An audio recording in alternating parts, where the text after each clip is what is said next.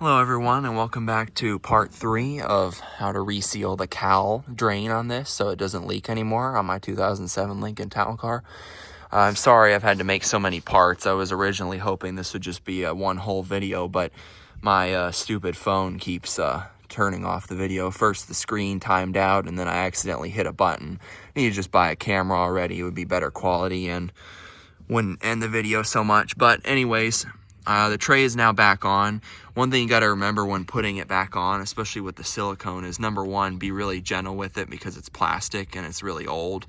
And number two, when you have silicone around this right here, you got to be careful when you're putting it on because it's a tight space and you got to get that lip under there.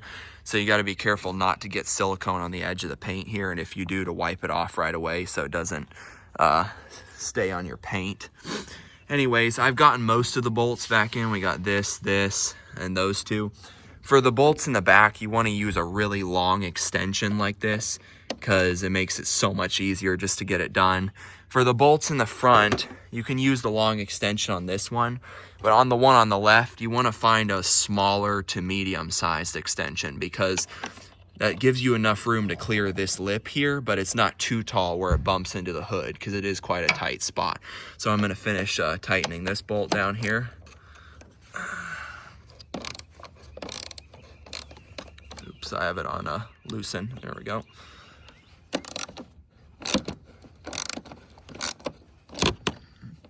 And once you get the silicone on there, you want to tighten the bolts down as soon as possible because that smushes the silicone down and helps it create a good seal around that.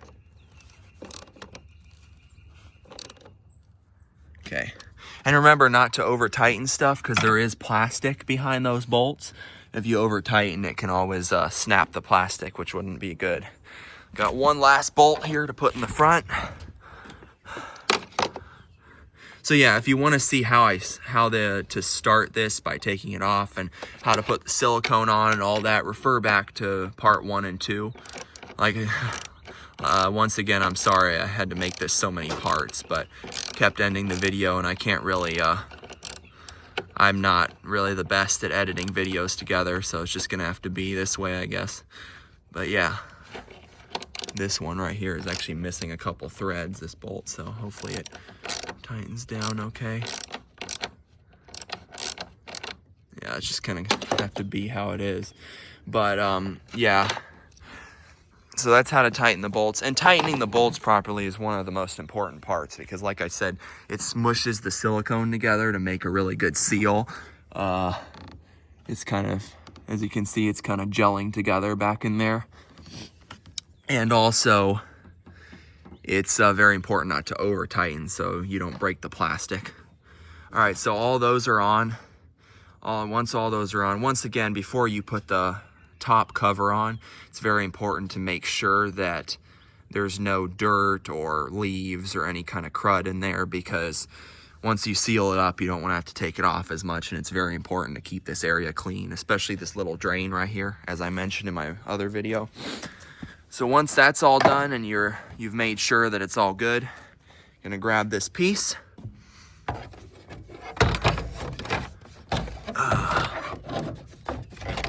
Get it set on top of here. Sometimes can take a little bit of finagling, but just goes in like that, pretty much. Make sure the screw holes are lined up as well. And then grab the 2 small little plastic screws we got here. Just gonna set one here so I don't lose it. And we're just gonna, thankfully when you're putting them in, you don't have to screw them in like you have to screw them out. You can just kind of push them in like that. As far as they'll go, you'll hear them click as they go down. And then grab the other one. Push that in as well. Make sure they're pushed down as far as they'll possibly go. So the cowl is on tight. And then you just grab the weather stripping and carefully and gently shove it all back on there.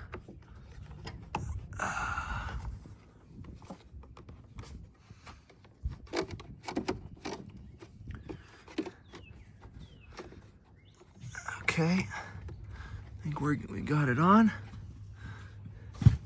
that's pretty much it. It's all back together. Hopefully there won't be any more leaks. If there is, I'll make another video fixing that, but should be okay.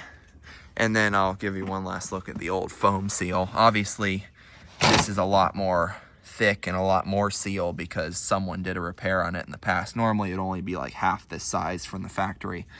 Mine's kind of old. And also it depends on the age and the amount of miles of your car. If you have like a really low mileage town car that's really really nice and hasn't been driven that much, your seal might be really easy and you might be able to just peel it off no problem. But if you have one that was driven a little bit more, like mine has 133,000 miles, if you have upwards of 200,000 or something like that, it's probably going to be a little bit harder. As you can see, it took me a little bit longer to get it off. There's a bunch of fragments too, because the seal is a lot more decayed based on the age and amount of miles. So yeah, that's what this is going to look like pretty much. But yeah, we got the foam seal off, new silicone in. That's pretty much how to fix that. Like I said, there are other options, like the Permatex black gasket maker is one of the best options. And you could also use removable like rubber weather stripping too if you wanted to take it apart again. But you're probably not going to need to take it apart again once you do this repair, because silicone pretty much lasts the rest of the life of the car. So, and house silicone works just fine. Silicone is silicone. So 100% silicone. Make sure it's 100%, because if it's not 100%, then it could have other things in it that would not make it as good. Anyways, that's it, guys. Don't forget to check out part 1 and 2 for how this repair started. Thank you for watching. Don't forget to subscribe and like the videos. See you in the next one.